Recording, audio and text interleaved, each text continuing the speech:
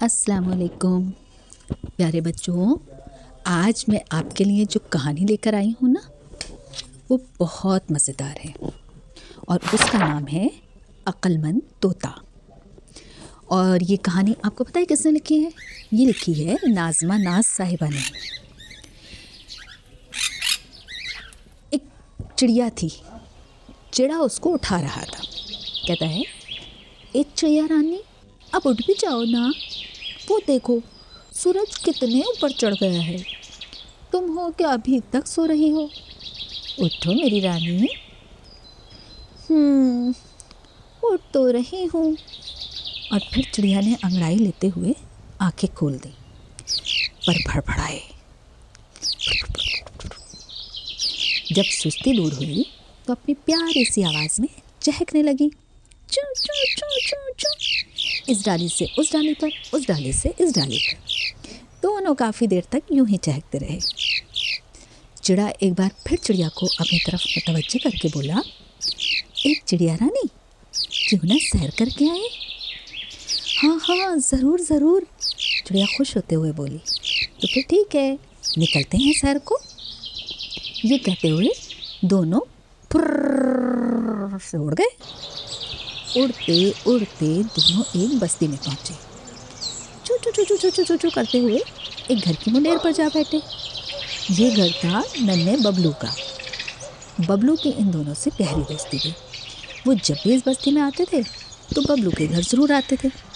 बबलू जब उन्हें देखता तो खुशी से फूला ना समाता और दौड़ा दौड़ा अपने बाबा जान के पास जाता। बाबा जान दे तो चिड़िया आई है, मैं उन्हें दाना डाल दूँ? हाँ हाँ मेरे जान, डालो डालो उन्हें दाना। इस तरह अपने बाबा की इजाज़त पाकर बबलू अपने नन्हे मुन्ने हाथों से प्लेट में रखा हुआ बाजरा बखेर देता और फिर बैठकर उनसे ढेरों बातें करता। वो दोनों बाजरा खाते जाते और चूं चूं चूं चूं चूं चूं करके बबलू से बातें भी करते जाते।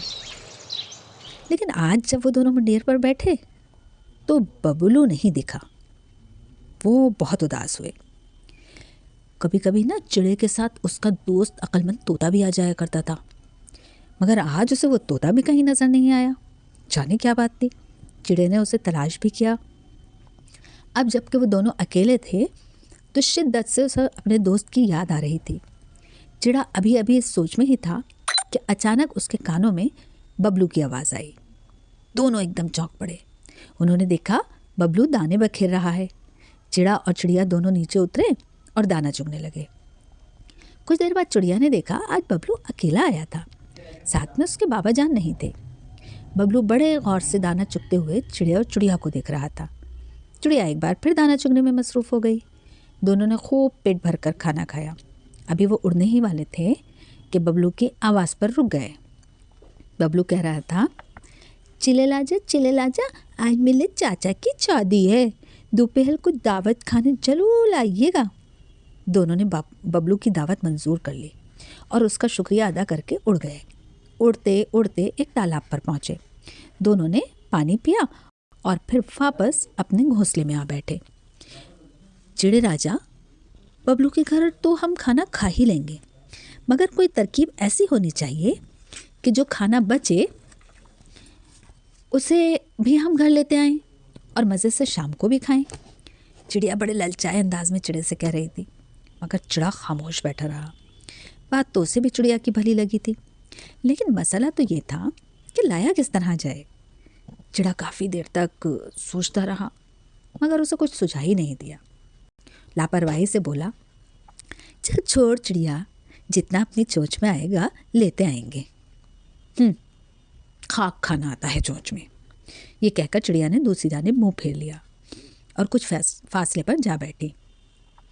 काफ़ी देर तक दोनों यूं ही खामोश बैठे रहे। कुछ देर बाद अचानक ही चिड़िया फुदकती फुदकती चिड़े के करीब आ बैठी और बोली, ए चिड़े राजा, मेरे जहन में एक तरकीब आई है। हाँ हाँ, बता बता, क्या तरकीब आई है तेरे जहन में? चिड़े ने बड़ी बेकरारी से पूछा।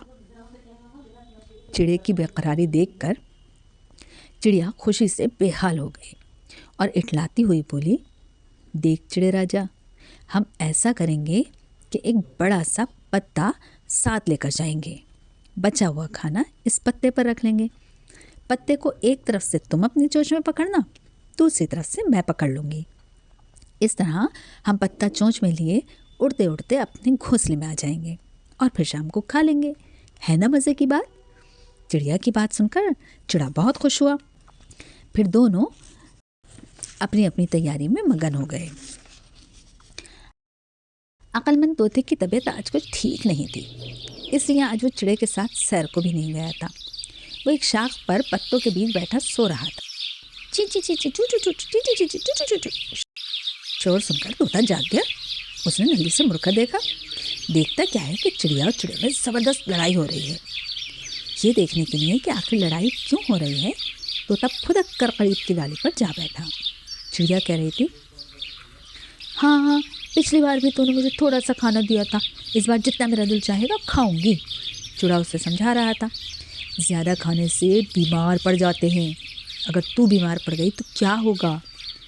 हाँ, मांग ले मनहूस मेरी बीमारी की दुआ, ताकि सारा खाना तू ही खा जाए।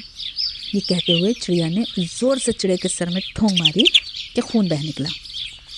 अब चिड़े को तैश आ गया। उसने भी चिड़िया की टांग कुछ इस तरह से खींची कि वो तो बेचारी लंगड़ी ही हो गई। बस फिर क्या था, दोनों अपनी अपनी चोंच से एक दूसरे पर वार करने लगे। तोता काफ़ी देर से उनकी लड़ाई देख रहा था। बात जब हद से बढ़ी और बोला, क्यों चिड़िया भाभी, आज हमारे चिड़े भाई के साथ इतना झगड़ क्यों रही हैं? आखिर मसला क्या है, कुछ हमें भी तो पता चले। तोता चिड़िया से पूछ रहा था, मगर चिड़िया तो गुस्से में भौरी बैठी थी, कुछ ना बोली। फिर चिड़े ने ही सारी बात बताई। तोते ने बड़े गौर से चिड़े की बात सुनी। लड़ाई की असल वजह उसकी समझ में आ गई। यानी चिड़िया की आदत थी कि अक्सर वो खाना ज़्यादा खा लेती थी और बीमार पड़ जाती थी। चिड़ा इसे समझाता मगर वो बाज ना आती, और आज भी यही हुआ। जब वो दोनों दावत खाने के लिए बबलू के घर जाने की तैयारी कर रहे थे तो चिड़े ने समझाना चाहा था, मगर चिड़िया ने उल्टा उसके साथ झगड़ा शुरू कर दिया और ये वक्त आ गया दोनों को लड़ते लड़ते। तोते ने देखा चिड़िया अब भी मुंह बिसूरे बैठी थी। उसने चिड़िया को आवाज़ दी और फिर चिड़े और चिड़िया दोनों को मुतवज्जे पाकर बोला, देखो, कभी कभी ऐसा भी होता है कि ज़्यादा की हवस थोड़े से भी महरूम कर देती है। तजुर्बा आप दोनों को हो ही गया, यानी आप शाम के खाने की फ़िक्र करते रहे और दोपहर का कुछ ध्यान ना किया, और अब शाम का खाना भी तुम्हें नहीं मिल सकेगा। तोता उन्हें जाने क्या क्या समझाता रहा। दोनों बड़े गौर से उसकी बातें सुनते रहे। अब वो दोनों अपनी गलती पर पशेमान थे, ये सोचते हुए कि कहीं अंधेरा ना हो जाए। तोते ने जल्दी से दोनों को खुदा हाफिज कहा और उड़ गया। चिड़ा और चिड़िया दूर तक जाते हुए तोते को देखते रहे।